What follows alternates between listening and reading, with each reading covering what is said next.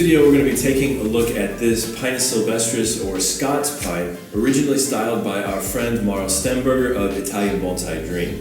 Now today I'm at Bonsai Sense with Rafa Torres here in Mallorca, Spain, and we're going to be transforming this tree, taking it to the next step in its evolution. So as you can see, Mauro did a fantastic job compacting the tree down. He also collected this tree himself, and over the course of the last few years, he transitioned the tree from the mountain soil into pure akadama here.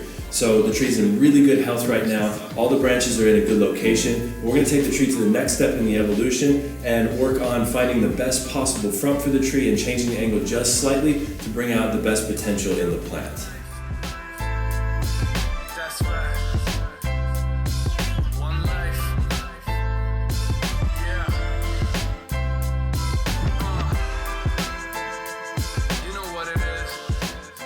So before we make any decisions about the next step in the evolution of the design of the tree, what we're going to do is remove all of the initial wire applied by Mauro and his students and see where the branches fall.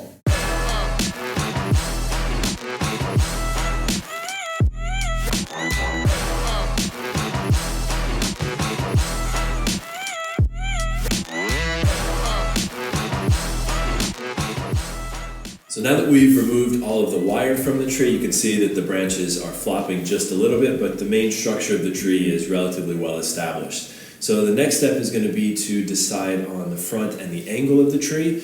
I want to go through this with Rafa as an exercise so that you guys can kind of understand our thinking on this particular subject as to how we go about figuring out what the front of the tree is and what the best angle is. So Rafa, why don't we talk a little bit about some of the good points and bad points of this side of the tree? On the other side. Okay, I think in this point, in this front, you can see a nice movement in the basin, but for me and Bjorn, I think this part is a little straight, and you feel straight in this part.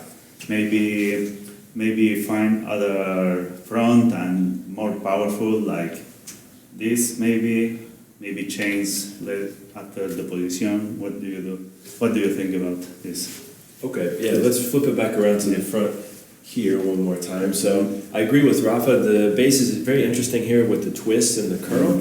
But again, the problem is that is quite straight. Now up at the top here, this is really cool here where it comes up and then cocks right back down on itself. This is something really that can only be created in nature. It's very difficult when we take branches and bend them down, or we take the trunk and bend it. Quite often it'll have a bowed effect. This obviously comes straight up and straight back down on itself, which is really cool. So that's a nice feature from this side. But again, let's flip the tree around to the opposite side and see exactly what that looks like, because maybe there's some better options over there. So let's turn it around here. So on the opposite side of the tree here, you can see it's got a nice big powerful base to it here. This section gets a little bit straight in this area, but we do see that nice curvature right here at the top as well. So the gin on this side looks a little bit nicer perhaps as well. Let's shift the angle and see if maybe a different angle makes this tree look more interesting from this particular side. That's right.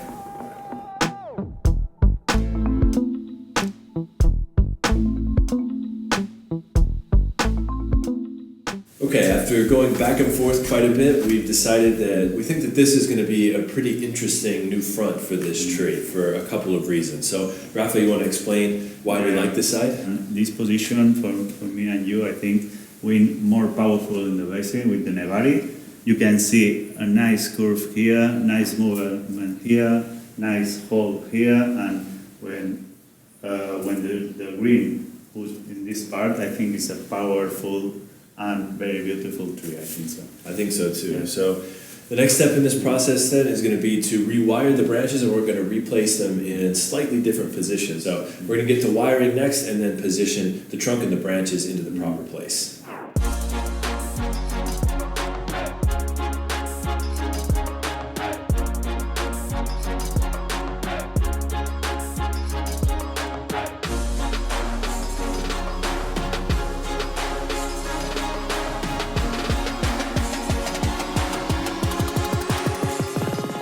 So as you can see, we've managed to compress the backside of the tree down quite significantly, which opened this area up quite a bit more. So now we can really see the curvature at the base and the curvature up here at the top.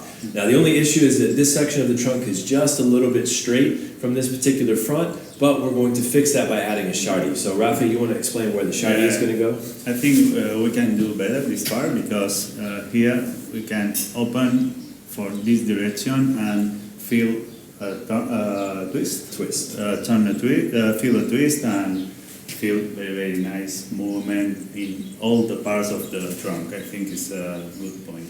Excellent. So what we're going to do is draw this out here so we know exactly where it's going to go, and then we're going to use some knives and specialty tools to create a nice shardy in this front area here. So let's do that next. Yeah.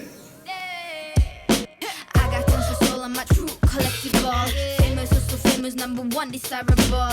I do what I want when I want and how I want it. Leave you with the one in the air, that's how I roll. I got tons of soul on my true collectible. Famous, also famous, number one desirable. I do what I want when I want and how I want it. Leave you with the one in the air, that's how I roll. I got change to throw, I don't care about no gold. Better, so much better, flipping incredible.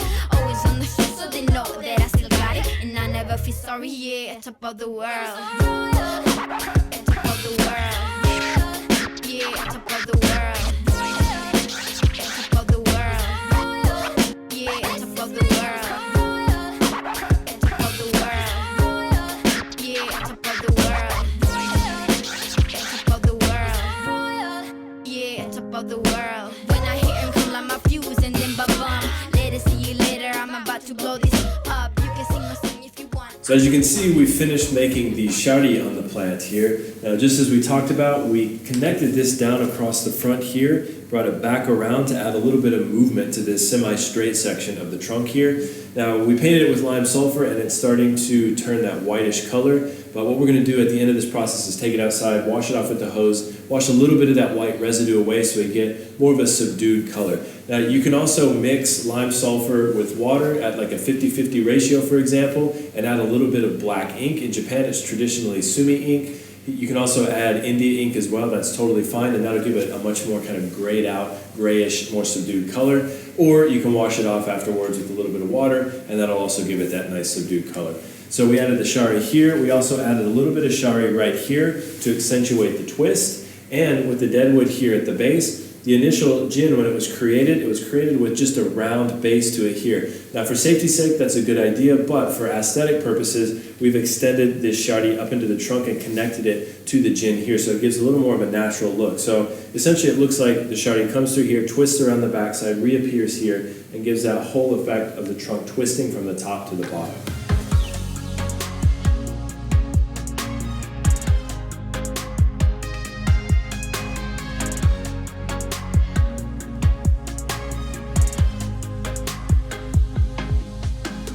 So now that we've wired all of the branches, it's time to start setting them into place. So I always start with the bottom directional branch first and then work my way towards the top. So we have a couple of options. We can make this tree move back to the right here, or we can make it move to the left. Just based on the natural flow of the tree, I think making it move to the left makes more sense. We also have this big gin over here that's going to counterbalance the lean of the tree if we do that, and the main flow of the trunk is also to the left. So I like the idea of making it move in that direction. So in terms of building the first branch, we're going to start with this branch here. We're going to be pulling it down and forward into this area. In order to get it down to the proper level though, we're going to have to shrink the entire apex down because it's all connected in one area. Basically all the branches emanate from the same point.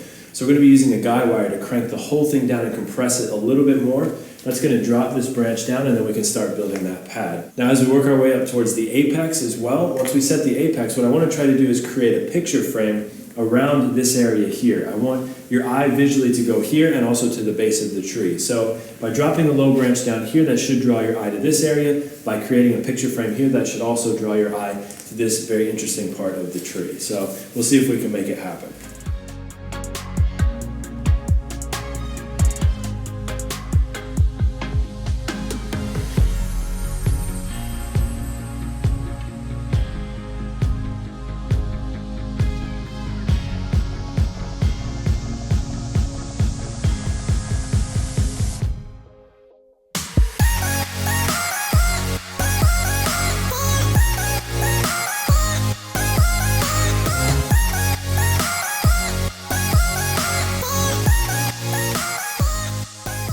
So as you can see, we've set all of the branches into place. We've got the tree on the proper angle with the nice movement here, the curl around the back. We've got this on an angle now with a nice shardy in the front that gives it a look of a twist, so it's not so straight.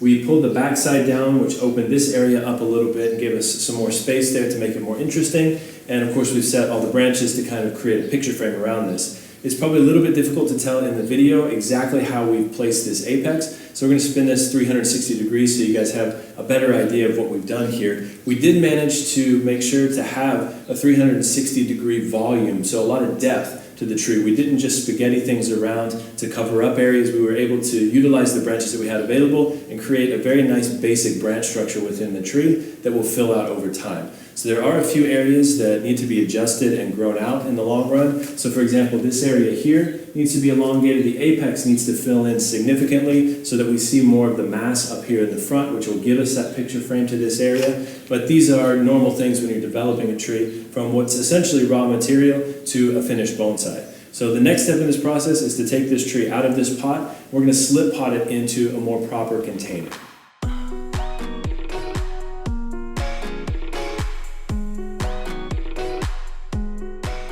So we've picked out several pots that might be decent options to repot this tree into. So first and foremost, we've got this rectangular pot with nice, soft, round edges to it. The color looks pretty good, but I'm not sure about the shape. What do you think about this, Rafa? Yeah, I think the color is nice, but maybe when I put the tree inside, maybe it's a little bigger. It's possible. The pot's too big, maybe heavy. Yeah, heavy. Might be a little bit heavy. My other concern is we've got the root mass up here that's a little bit high, and then the trunk actually dips down. So if we were to pot this on this side of the pot, that trunk might actually dip into the pot itself. It's probably not going to look very good because this is one of the main features here. We want it to kind of hang out and really be visible. So let's switch it out for another pot.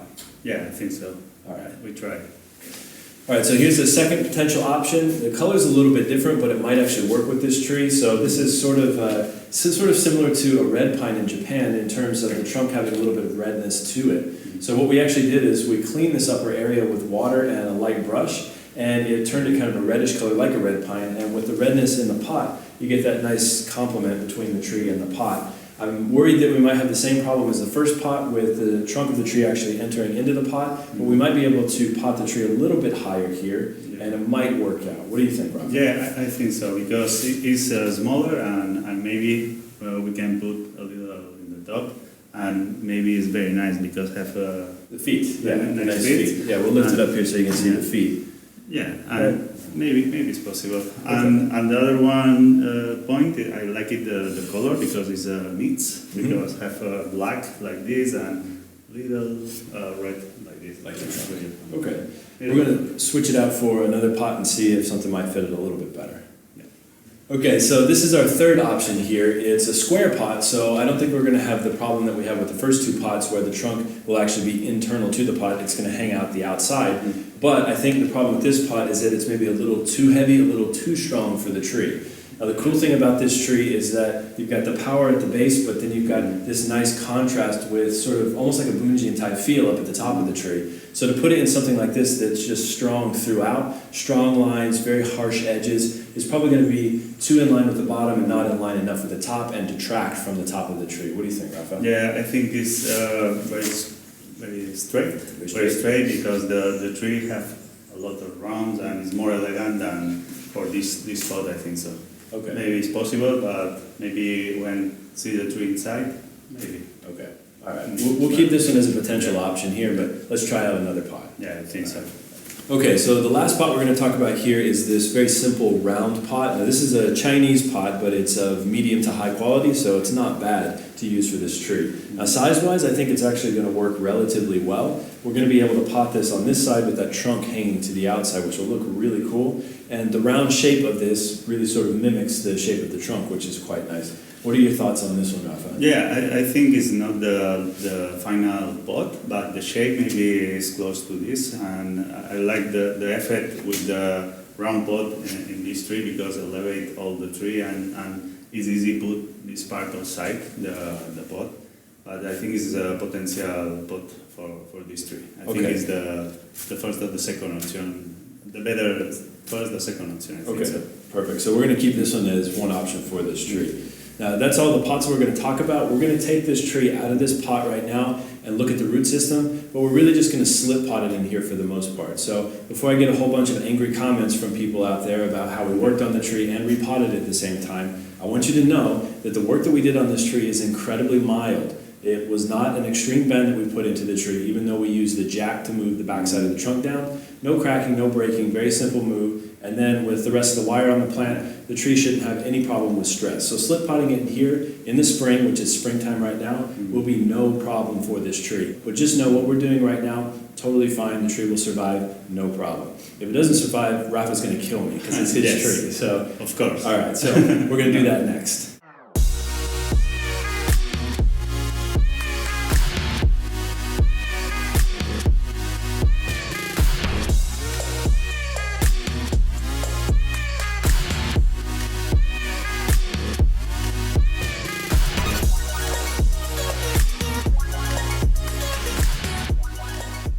Okay, so even though we went through that entire exercise of trying to find the right pot, none of the ones that we picked out really worked well for this tree. They were either too big, too bulky, or we had problems with the trunk on the side here.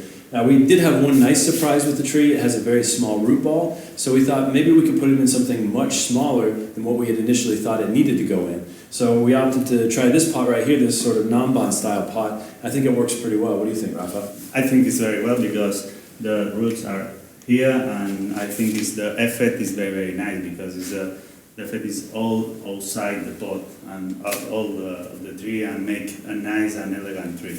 I think so too. So with all of these factors together, sometimes you just don't know what's going to work and you end up changing to something else. So I'm glad we were able to go through this exercise with you so you can see that even professionals don't necessarily know right from the get-go what's going to happen with the pot when you're using or working with a Yamadori like this. So we're going to go with this pot, I think. I think it's going to work pretty well. So excellent. And we didn't have to really touch hardly any of the roots. There was a small root sticking off the side here that we cut back, but it only had a couple of fibrous roots attached to it, so that should be no problem for the health of the tree. The rest of the roots we're not going to touch at all. So let's prepare this pot and pot it up. Yeah, Sound nice. good? All right. Sound good.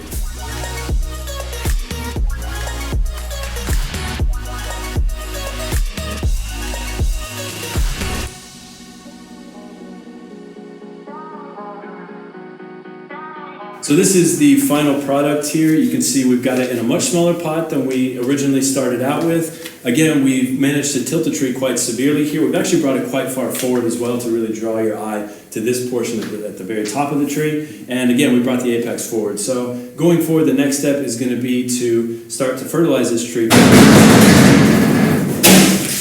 What the f*** are you doing with my tree? Wow. You messed it up. Change it now. Okay? No worry. Okay, but seriously, this is part of the evolution of bonsai. This is normal for people to work on the same tree over the course of the tree's life. It's just part of the art of bonsai. So, jokes aside. Bonsai is an evolution. The trees change as the vision of the people working at the same tree along the time. You know, no one has the tree how it is straight away. We are all putting pieces together to reach a point, a final point maybe, and even we have to rework a tree that then was let it grow free and we have to change it again. Exactly, and sometimes part of that evolution is the first styling of a tree, for example, maybe you can only tilt it so far, but the second styling you can tilt it much further, or you can change the angle to the optimal position. It all is dictated by the tree at that particular point in time. Yeah. I think so. I think in Europe is a different point than Japan. Japan, I think, is normal. Work a lot of professionals with the same tree in the time, but in Europe maybe it's another moment, I think. Yeah, it's also different to work on a tree that was already new to have a certain style or a certain shape rather than a material that is growing to become a bonsai one day, because we are still talking about trees in development, but still bonsai is growing, is changing. Yeah, absolutely. So that's just part of the process. So we want you guys to know that we're all supportive of each other through this process. We want you guys to be supportive of one another when you work on each other's trees or when one tree passes from one person to another. It's just part of bonsai art. Change is good. Nice. Excellent.